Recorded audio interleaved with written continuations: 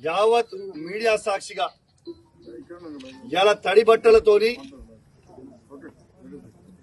వెంకటేశ్వర స్వామి తిరుపతి వెంకటేశ్వర స్వామి కండువ కప్పుకొని హనుమంతుని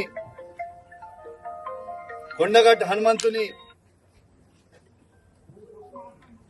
విగ్రహం పటం చేతిలో పట్టుకొని ఇలా ప్రమాణం చేస్తా ఉన్నాను. పాడి కౌశిక్ రెడ్డి అనే నేను నా హుజరాబాద్ నియోజకవర్గంలో ఏ ఒక్క అవినీతి చెయ్యలేదని ఆ వెంకటేశ్వర స్వామి సాక్షిగా, హనుమంతుని సాక్షిగా, చెల్పూర్ హనుమాన్ స్వామి సాక్షిగా ప్రమాణం చేసి చెప్తా ఉన్నానని చెప్పి సందర్భంగా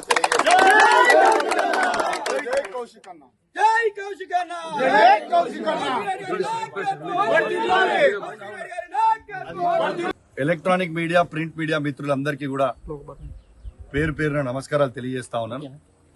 యావత్ తెలంగాణ ప్రజలకి తెలవాలని ఒక బాధ్యత కలిగిన శాసనసభ్యునిగా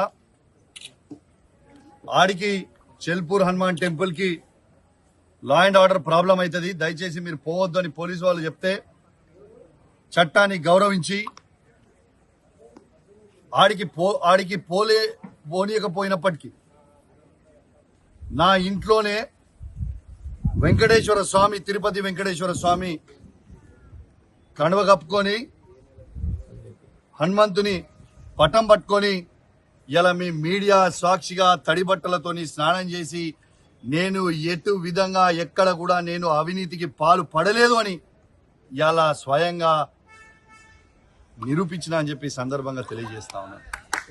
రెండోది, నేను నమ్మినంత దేవుణ్ణి బహుశా ఈ నియోజకవర్గంలోనే ఎవరు కూడా నంబర్ కావచ్చు, అంతగానం పూజలు భక్తి దేవుని మీద నాకు ఉంటుంది. ఇలా నేను ఒక్కటే అడుగుతా ఉన్నాను పొన్నం ప్రభాకర్ గారు, మీరు అధికారంలో ఉన్నారు, మీరు సవాల్ విసిరినరు, మీ సవాల్ని నేను స్వీకరించి పోదామనే టైంలో ఈ పోలీసు వాళ్ళని పెట్టి నన్ను ఎందుకు అడ్డుకుంటున్నారని నేను అడుగుతా ఉన్నాను. మీరు నిజంగా ఇవాళ నా నీతి నిజాయితీని నేను ప్రూవ్ చేసుకున్నా. ఇవాళ ఎవరి కోసమో నీ కోసమో కాదు, ఏ ప్రజలైతే నాకు ఓటేసి నన్ను గెలిపించినరో ఆ ప్రజల కోసం నా నిజాయితీ తెలవాలని ఒక ఉద్దేశంతో ఇవాళ నేను ప్రూవ్ చేసుకోవడానికి వచ్చి ప్రమాణం చేస్తా అని చెప్పి సందర్భంగా తెలియజేస్తా ఉన్నాను. నేను పొన్నం ప్రభాకర్ గారిని ఒక్కటే చెప్తా ఉన్నా, మీకు ఫ్లై యాష్ లో మీరు 100 కోట్ల అవినీతి చేసిరని నేను బహిరంగంగా చెప్పడం జరిగింది. మీరు ఎందుకు ఇయ్యాలటి దాకా ఆ ఫ్లై యాష్ మీద మీరు స్పందిస్తలేరు? ఎందుకంటే మీరు అవినీతి చేసిరు కాబట్టే మీరు స్పందిస్తలేరా? నేను మరొక అవకాశం నీకు ఇస్తా ఉన్నాను. నిన్న చెప్పినా ఇవాళ కూడా చెప్తున్నా, మీ అందరూ రేపు నువ్వు పబ్లిక్ అవసరం లేదు, కార్యకర్తలు అవసరం లేదు, నీ కార్యకర్తలు అవసరం లేదు, పబ్లిక్ నువ్వు ఒక్కనివిరా, నేను ఒక్కనే వస్తా. నువ్వేం పెద్ద సీనియర్ ఏం కాదు, నువ్వు ఫస్ట్ టైం ఎమ్మెల్యే, నేను ఫస్ట్ టైం ఎమ్మెల్యే, ఇద్దరం కలిసి పోదాం.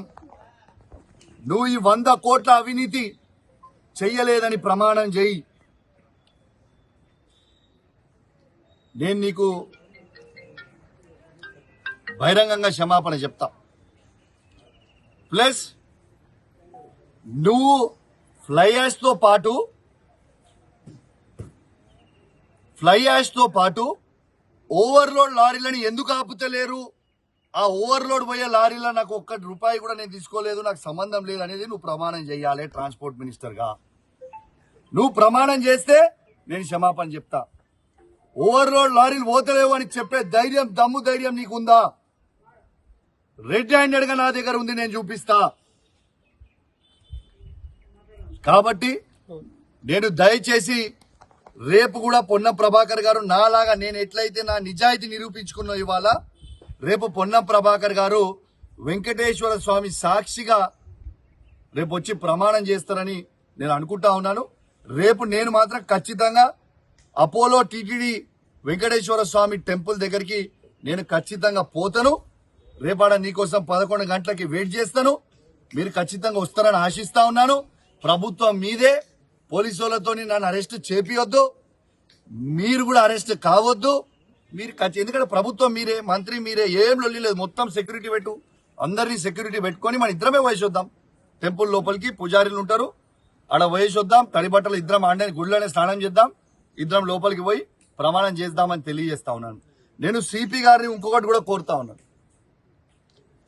పాపం పోలీసు వాళ్ళు ప్రజల భద్రత కోసం ఇలా సెక్యూరిటీ విధిస్తే సెక్యూరిటీ ఆడ చేసిరు. దీని లా అండ్ ఆర్డర్ ప్రాబ్లం అవుతుందని అంటే ఇప్పుడే నేను ఒక వీడియో చూసిన సోషల్ మీడియాలో, ఒకసారి ఆ వీడియో చూడండి.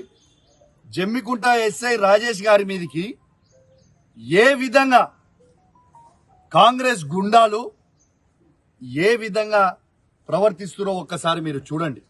నేను దయచేసి సిపి గారిని కోరుతా ఉన్నా, డీజీపీ గారిని కోరుతా ఉన్నాను. ఒక్కసారి మీరు చూడండి ఎస్ఐ గారి మీదకి ఎట్లా పడుతున్నారో.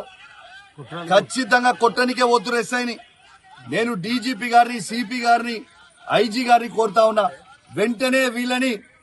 వెంటనే వీళ్ళందరి మీద చర్యలు తీసుకొని రిమాండ్ చేయాలి, చట్టాన్ని గౌరవించాలి. ఎందుకంటే అఘోరమైన చట్టానికి లోబడే ఉండాల్సిన పరిస్థితి ఉంటుంది. కాబట్టి ఎవరెవరైతే ఇవాళ పోలీసు వాళ్ళ మీదకి తిరగబడ్డారో వాళ్ళందరి మీద కేసులు చేయండి అని నేను దయచేసి డీజీపీ గారిని, సిపి గారిని కూడా రిక్వెస్ట్ చేస్తా ఉన్నాను.